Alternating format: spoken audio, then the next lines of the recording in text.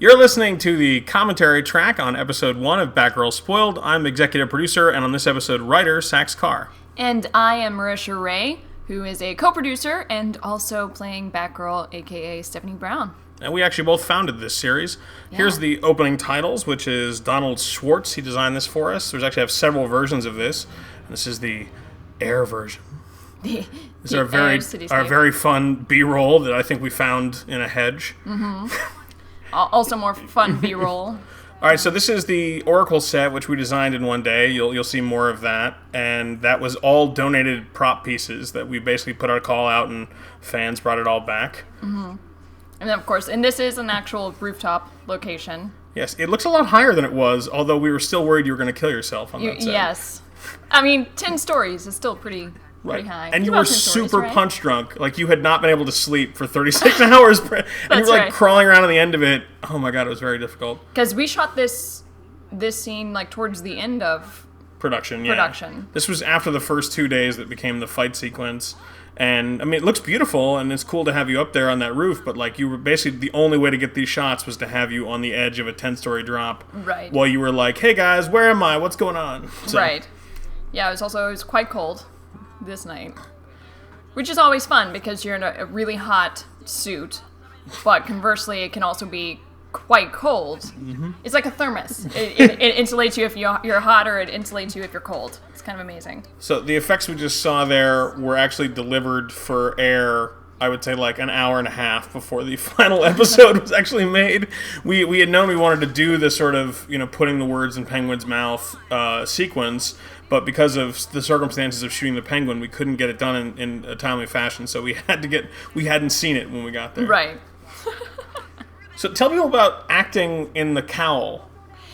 Acting in the cowl is a beast of its own. I have an issue hearing myself. Everything kind of sounds muffled, and as soon as I put the cowl on, I immediately start talking a lot louder to compensate for not being able to hear myself. And you wouldn't really think about that affecting your acting until you're in a situation like that. Otherwise, I mean, the suit definitely brings a lot to my body language and kind of helps me get into the character of Stephanie Brown, but it definitely has its ups and its downs.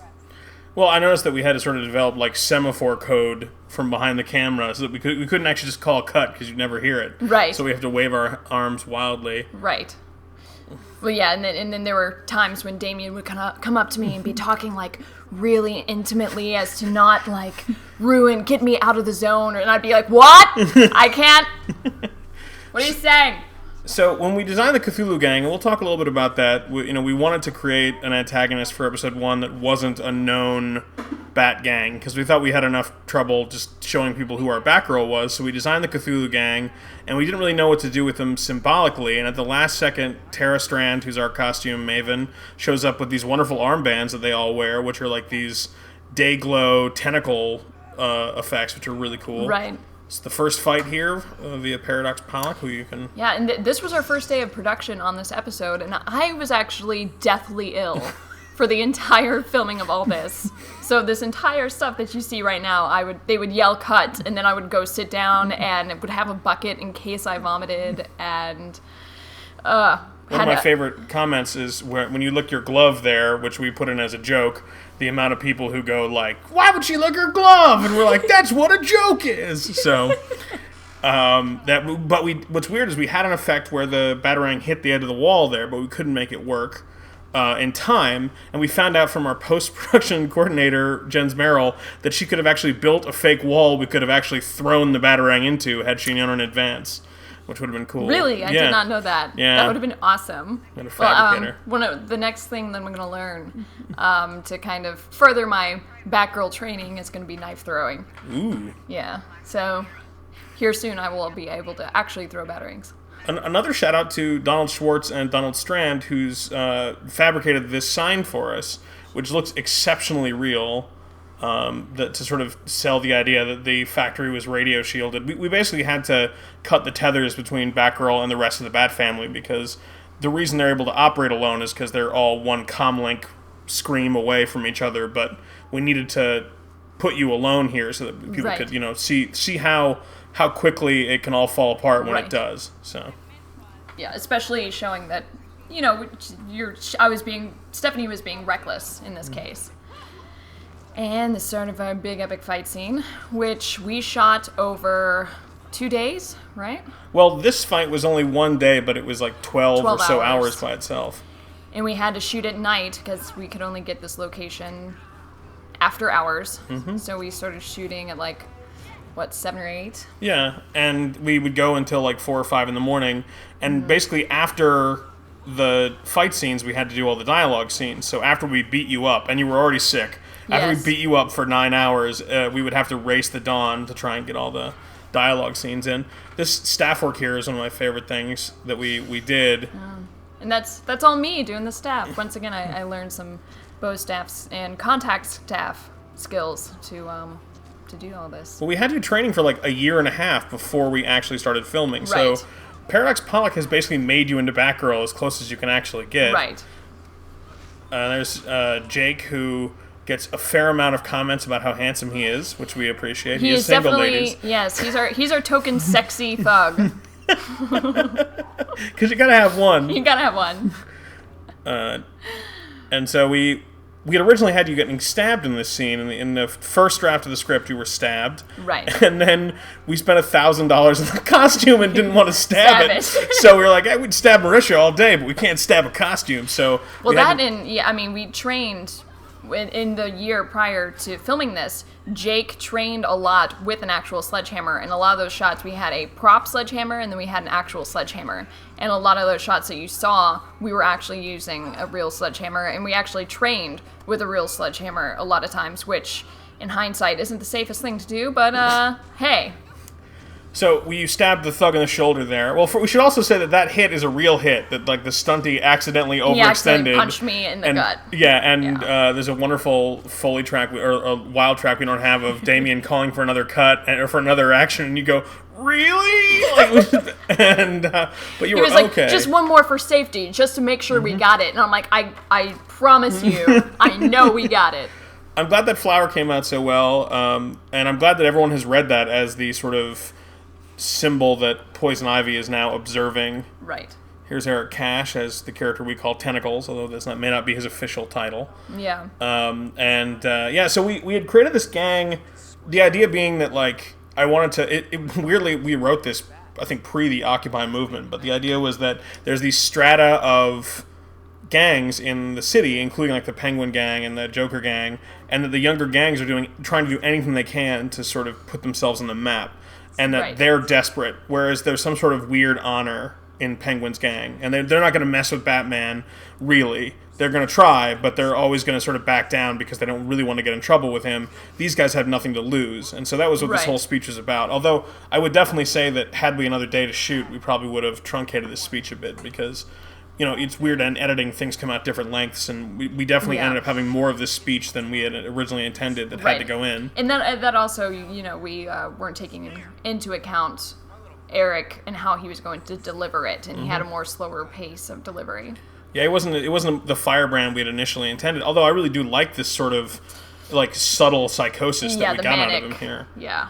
But this was the end of day 2, or middle of day 2 that we were shooting this. This is after the fight that you'll see in episode 2, and Eric basically we had worked with him to rewrite the script into his, like, own lingo, and he came out and I was calling script lines from behind him in case he got lost, but he had memorized almost the entire thing, and he really only had a couple of days with it because he had a bit of a personal crisis before the day of shooting. Yeah. It's kind of incredible the show of convenience that we have. Like, no one gets paid, and we all have jobs, so we basically show up with, like, whatever hell that we just went through with us. Yeah. So you were sick, and Eric was, like, in a bad emotional place, and, like, we'd all been going 2 days on it.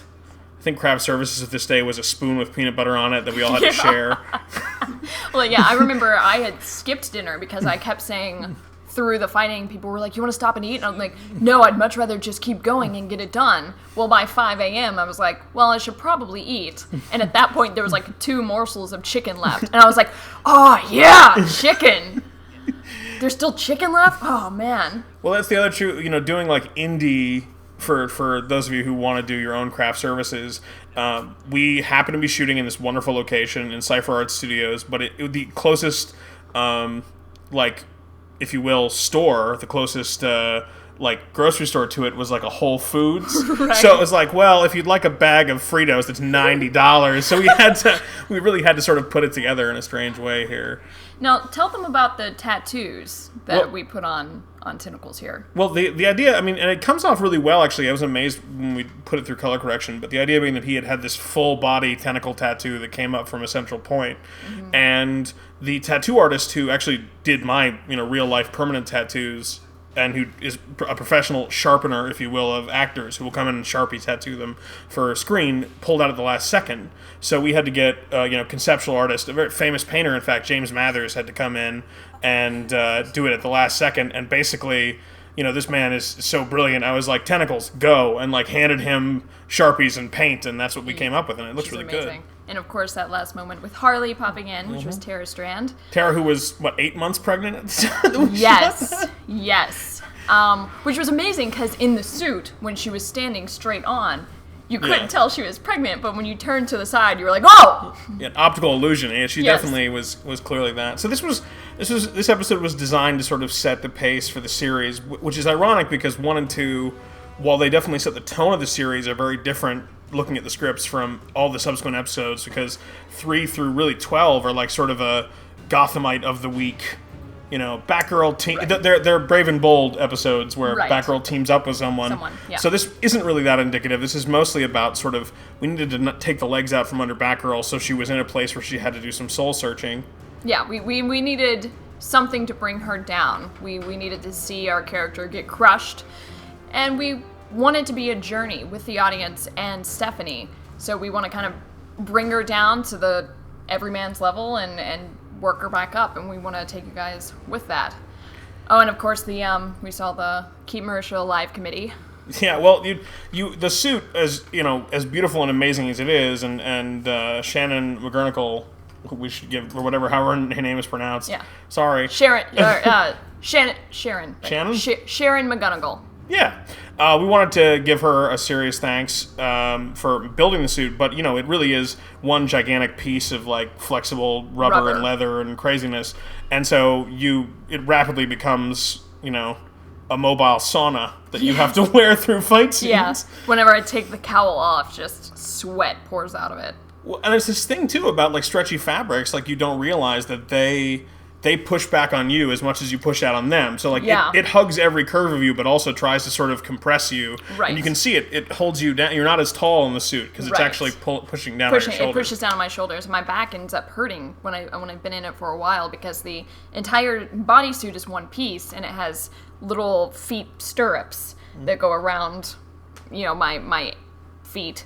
And, it pushes me down the entire time. Well, and then, of course, you don't notice that it hurt you because we hit you with sticks for 8 hours after you put it on. Right, that was the least of my worries. Well, that was episode 1. There's definitely a lot more we could say about it, but, you guys have lives as well. There are other commentaries available in either at this time or soon. You can get commentaries from Fight Coordinator Paradox Pollock, from other producers, and presumably from Damien Buer. And so if you'd like to hear more about episode 1 and how it happened, please keep checking those out. Episode 2 will be on this YouTube site very, very soon. Yes. I don't know what happened to did I have an accent there? That became Sean Connery. Yes. Episode 1 will be on. It's available. And then it was Bane, which is really the same character through a tennis ball can. If you want more information, we have a Facebook. Just look for Batgirl the Web Series on Facebook, and you can tweet us at @BatgirlSpoiled. We'd love to hear your comments. We are reading every comment that comes up on the YouTube and the Facebook and on the Twitter and whatnot. And we're glad you guys are fans, and we'll continue making this as fast as people humanly possible. If humans who aren't getting paid to do it can do it. With no money. With no budget. The economy, stupid. All right. I'm Sax. And I'm Marisha. Bye. Bye.